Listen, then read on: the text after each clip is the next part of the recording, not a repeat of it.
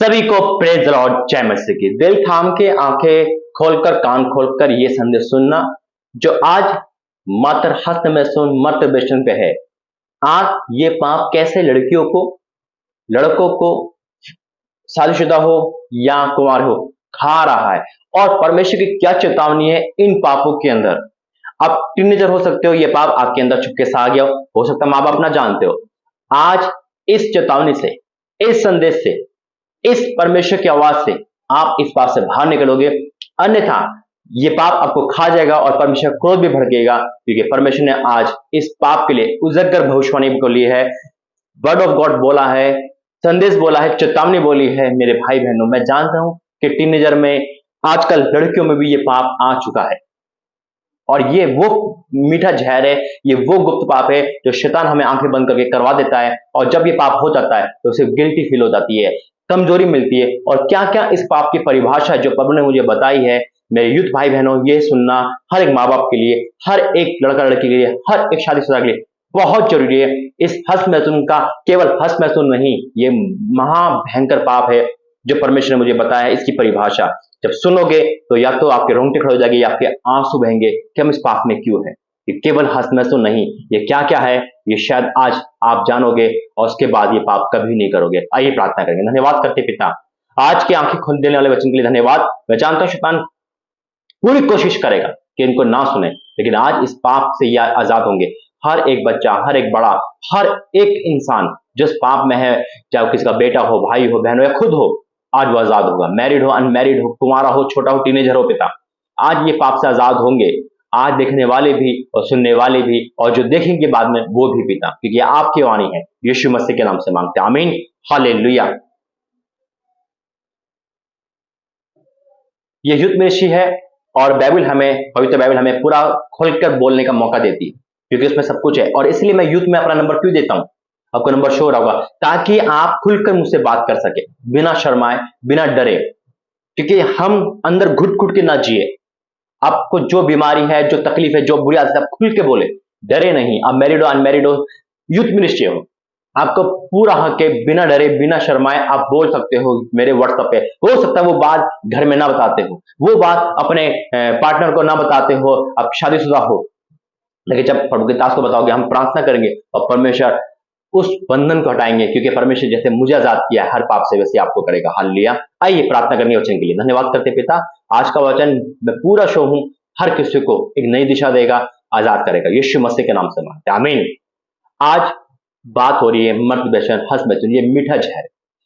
हम एक ही समझते हैं ये कोई पाप नहीं है। अगर हम संसार में देखें, डॉक्टर से पूछे कहेंगे कोई बात नहीं, तो नॉर्मल है ना।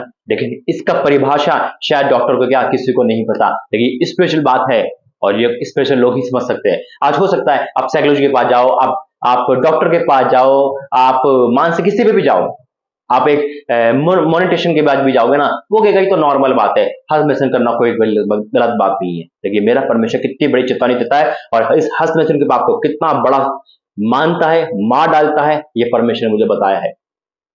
बात हस्त मैथुन नहीं है मेरे दोस्त, हस्त मैथुन के 3 काम हैं। जब लड़का लड़की के अंदर हस्त मैथुन आता है, यानी कि उसके अंदर सेक्स का मन आ गया, तो पहला काम वो सेक्स करना चाहता है लेकिन वो कर नहीं पा रहा, इसलिए हस्त मैथुन करता है, यानी कि ये व्यभिचार है, ये सोलो व्यभिचार है, ये सेल्फ व्यभिचार है।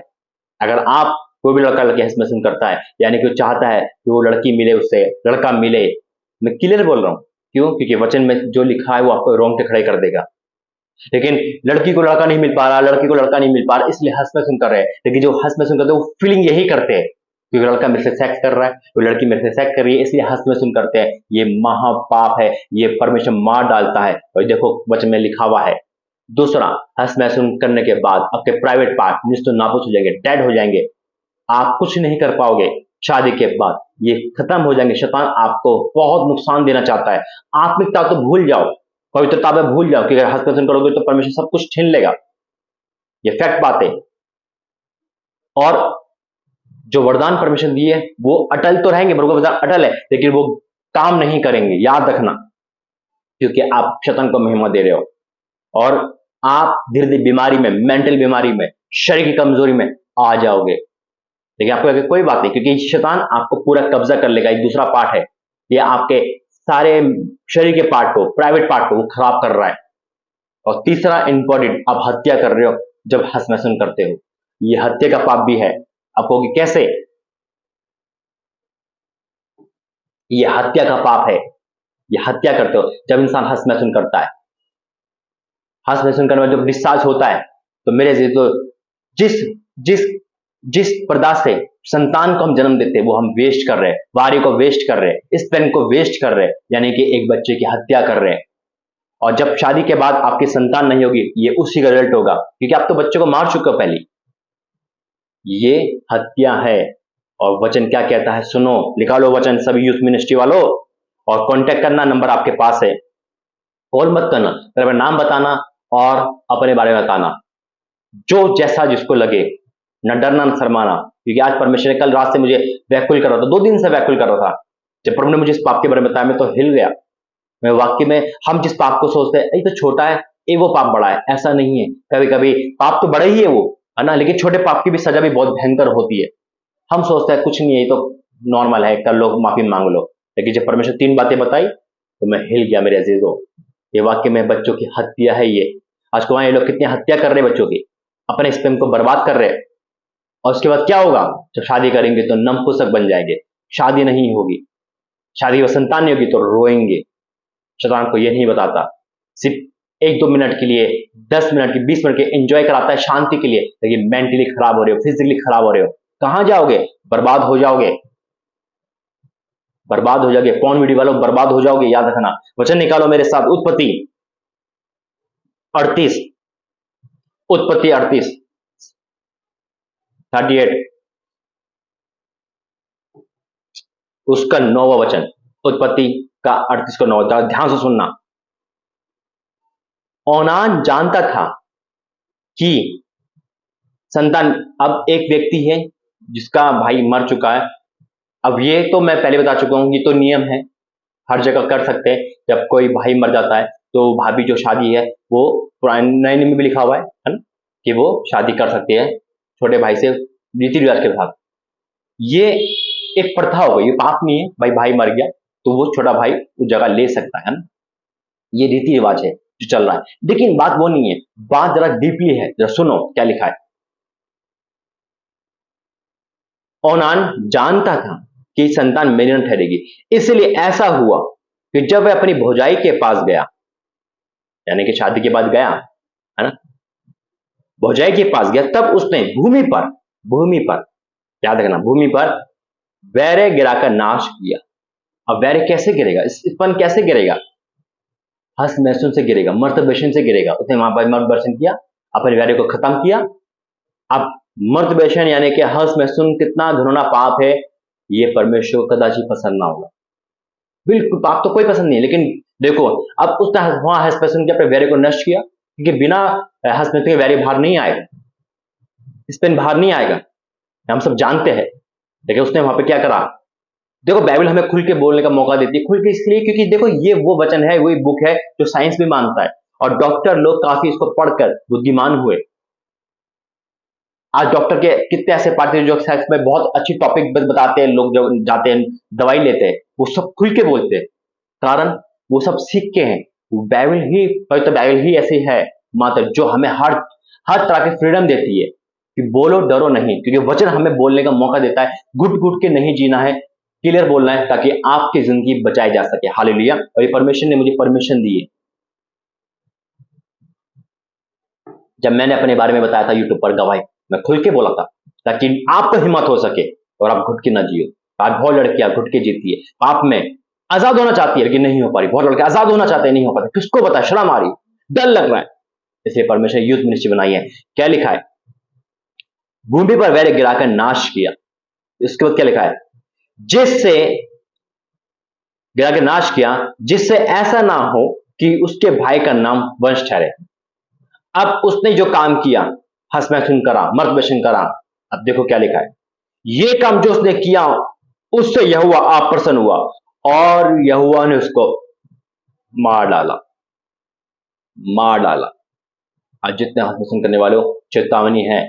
अगर आपके घर में कोई लड़की है, लड़का है, और आपको लगता है कुछ माँ बाप देख रहे हो, भाई बहन देख रहे हो, आपको डाउट है, तो उनको या तो ये वीडियो दिखाओ, ठीक है। जो हसबेशन करने वाले हैं वो चुप, देखो हसबेशन शोर नहीं मचाएगा, उसमें कोई ऐसा नहीं है कि सिगरेट पी रहा तो वो दिख गया, अरे बदबू कहां से आ रही है, स्मैक पी रहा है, ये गर्लफ्रेंड भी बना रहा है, तो पता चल जाता है। लेकिन हसबेशन के बारे में कोई नहीं बता सकता आपके घर में, क्योंकि 5 मिनट के अंदर हसबेशन खत्म हो जाता है, और वो रात में दिन में कोई घर में ना हो, सोते समय बेड पर कहीं भी कर रहा है, कर रही है। तो अगर आपको ऐसा शक है, उसके लिए प्रार्थना करो और उसे कॉन्फिडेंस में लेके आओ कि कहीं भाई आप, क्योंकि जब इंसान के हैबिट्स चेंज होते हैं, जब इंसान टीनेजर से बड़े यूथ में आता है, वो स्कूल में जाता है, वो बात सुनता है, नेगेटिव चीज उसके लाइफ में आती है, ये पाप धीरे धीरे समझ आता है। कितने समझ रहे? तो ये जब धीरे धीरे समझ आता है, तो वो पाप पहली बार करेगा लड़का, लड़की मैं कहता हूं 100 में से 10% है बस मात्र, लड़का 100 में से 100 ही होगा।